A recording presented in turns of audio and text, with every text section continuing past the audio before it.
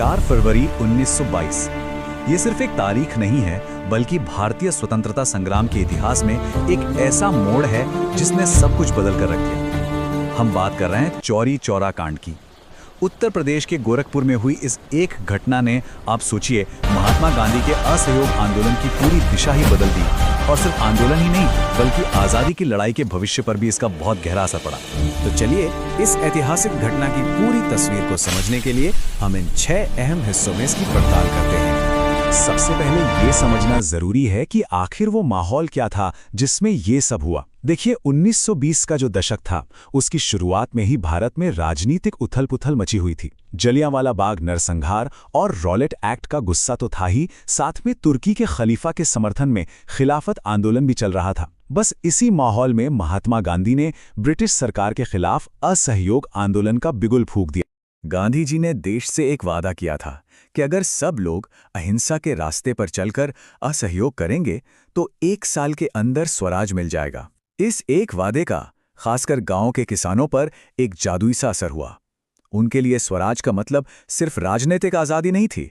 नहीं, उनके लिए इसका मतलब था एक गांधी राज का आना, जहां जमींदारों का शोषण खत्म होगा, पुलिस का अत्याचार खत्म होगा। अब जरा गोरखपुर की जमीन पर चलते हैं। वहां हालात, कहना चाहिए, बारूद के ढेर पर बैठे थे। किसान पूरी तरह से पिस रहे थे। एक तरफ थी दमनकारी जमींदारी प्रथा, फिर हाली सिस्टम मतलब जबरदस्ती की मजदूरी, और ऊपर से न जाने कितने गैरकानूनी टैक्स। और इन सब पर पुलिस और जमींदारों का गठजोड़ मतलब शोषण का एक पूरा चक्र चल रहा था। ऐसे में असहयोग आंदोलन इन दबे कुचले किसानों के लिए मानो एक आवाज बन गया, अपने सालों के गुस्से को बाहर निकालने का एक जरिया। इसी माहौल में कांग्रेस और खिलाफत कमेटियों ने जोर शोर से स्वयं सेवकों की भर्ती शुरू की। अकेले गोरखपुर में सोचिए, करीब 36,000 वॉलंटियर्स रजिस्टर हुए थे। लेकिन एक बात थी, इनमें से ज्यादातर लोगों के लिए अहिंसा का विचार बिल्कुल नया था। एक ऐसी सच्चाई जो आगे चलकर इस आंदोलन के लिए एक बहुत ही खतरनाक मोड़ साबित हुई। और अब आते हैं असल घटना पर। चौरी चौरा कोई अचानक हुआ हादसा नहीं था। असल में ये पुलिस के जुल्म और लोगों के गुस्से के बीच कई दिनों से सुलग रहे तनावों का एक भयानक विस्फोट था। इस कहानी की असली शुरुआत होती है 1 फरवरी 1922 को। एक रिटायर्ड फौजी और स्थानीय नेता थे भगवान अहीर। मुंडेरा बाजार में थानेदार गुप्तेश्वर सिंह ने उन्हें बहुत बुरी तरह पीटा। अब एक फौजी का ऐसा अपमान गांव वालों के लिए यह बर्दाश्त से बाहर था। और बस यहीं से यह राजनीतिक आंदोलन एक तरह से व्यक्तिगत बदला लेने की भावना में बदल गया। इसी के खिलाफ 4 फरवरी को एक बहुत बड़ा जुलूस निकाला गया। याद रखिए, यह घटनाक्रम अक्सर कॉम्पिटिटिव एग्जाम्स में पूछा जाता। तो 4 फरवरी को जब ये जुलूस थाने के सामने से गुजरा तो पुलिस वालों ने प्रदर्शनकारियों का मजाक उड़ाना शुरू कर दिया, उन्हें उकसाया।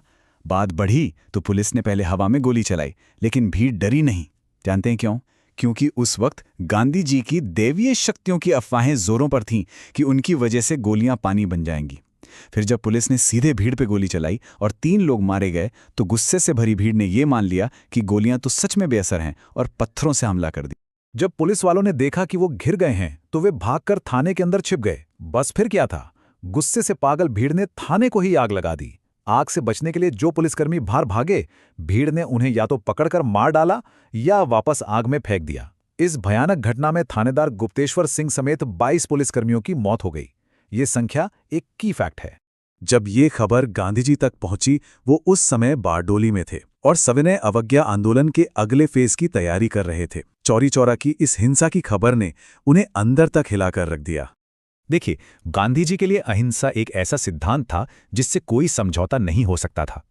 उन्हें यह महसूस हुआ कि देश की जनता अभी एक अहिंसक सत्याग्रह के लिए तैयार नहीं है। उन्होंने माना कि लोगों को पूरी ट्रेनिंग दिए बिना इतना बड़ा आंदोलन शुरू करना उनकी हिमालयी भूल थी। यह शब्द कॉम्पिटिटिव एग्जाम्स में बहुत पूछा जाता है। प्रायश्चित के लिए उन्होंने 5 दिन का उपवास भी रखा। गांधी जी के कहने पर 12 फरवरी 1922 को कांग्रेस वर्किंग कमेटी ने बारडोली में एक मीटिंग की और असहयोग आंदोलन को फौरन रोकने का प्रस्ताव पास कर दिया। ये तारीख 12 फरवरी 1922 बहुत महत्वपूर्ण है। आंदोलन रुकने के बाद कांग्रेस के कार्यकर्ताओं को रचनात्मक कार्य पर फोकस करने को कहा गया। इसमें क्या क्या था? खादी को बढ़ावा देना, छुआछूत मिटाना, हिंदू मुस्लिम एकता पर काम करना और नशा मुक्ति जैसे सामाजिक काम शामिल थे। एक तरफ तो ये राजनीतिक बहस चल रही थी, लेकिन दूसरी तरफ अंग्रेजी सरकार ने चौरी चौरा के गांव वालों पर जुल्म का एक भयानक चक्र चला दिया। पुलिस ने गांव-गांव में छापेमारी की और सैकड़ों लोगों को गिरफ्तार कर लिया। 9 जनवरी 1923 को गोरखपुर सेशन कोर्ट ने एक ऐसा फैसला सुनाया जिसे सुनकर सब चौंक गए। 172 लोगों को फांसी की सजा दे दी गई। सोचिए, एक ही केस में 172 लोगों को मौत की सजा। ये अपने आप में एक मिसाल थी। इस बेरहम फैसले के खिलाफ इलाहाबाद हाई कोर्ट में अपील की गई और तब इन अभियुक्तों को बचाने के लिए आगे आए महान राष्ट्रवादी नेता पंडित मदन मोहन मालवीय, जो वकालत छोड़ चुके थे। उन्होंने कोर्ट में दलील दी कि ये कोई सोची समझी साजिश नहीं थी, बल्कि ये सब पुलिस के उकसावे की वजह से हुआ। पंडित मदन मोहन मालवीय का नाम अक्सर कॉम्पिटिटिव एग्जाम्स में पूछा जाता है। मालवीय जी की जबरदस्त दलीलों का असर ये हुआ कि ज्यादातर लोगों की फांसी की सजा उम्र कैद में बदल गई, लेकिन फिर भी हाई कोर्ट ने 19 क्रांतिकारियों की मौत की सजा को बरकरार रखा। और फिर जुलाई 1923 में इन 19 वीरों को फांसी दे दी गई। उनके नाम नजर अली, भगवान अहीर, लाल मोहम्मद और बाकी सभी आज़ादी की लड़ाई के इतिहास में हमेशा के लिए अमर हो गए। ये वो शहीद थे जिन्होंने अपने विश्वास और अपने लोगों के लिए सबसे बड़ी कुर्बानी दी। आंदोलन को अचानक वापस लेने के फैसले ने भारतीय राजनीति में जैसे एक भूचाल ला दिया। पूरे राष्ट्रवादी खेमे में गहरी निराशा फैल गई और फूट पड़ गई। गांधी जी के इस फैसले की बड़े बड़े नेताओं ने कड़ी आलोचना की। सुभाष चंद्र बोस ने तो इसे राष्ट्रीय आपदा तक कह दिया। जवाहरलाल नेहरू ने लिखा कि वो इस खबर से हैरान और स्तब्ध थे। उनके हिसाब से एक दूर दराज के गांव में हुई घटना के लिए पूरे देश के आंदोलन को रोक देना बिल्कुल गलत था। इस फैसले की वजह से कांग्रेस के अंदर ही 2 गुट बन गए। एक तरफ थे सीआर दास और मोतीलाल नेहरू जैसे परिवर्तनवादी या प्रो चेंजर्स। इनका मानना था कि अब चुनाव लड़कर विधान परिषदों में जाना चाहिए और सरकार का विरोध अंदर से करना चाहिए। दूसरी तरफ थे वल्लभ भाई पटेल और राजेंद्र प्रसाद जैसे अपरिवर्तनवादी या नो चेंजर्स, जो गांधी जी के रचनात्मक कामों को ही जारी रखना चाहते थे। तो नतीजा क्या निकला? इसी सीधी असहमति के चलते जो प्रो चेंजर्स थे, उन्होंने 1923 में एक नई पार्टी बना ली, स्वराज पार्टी।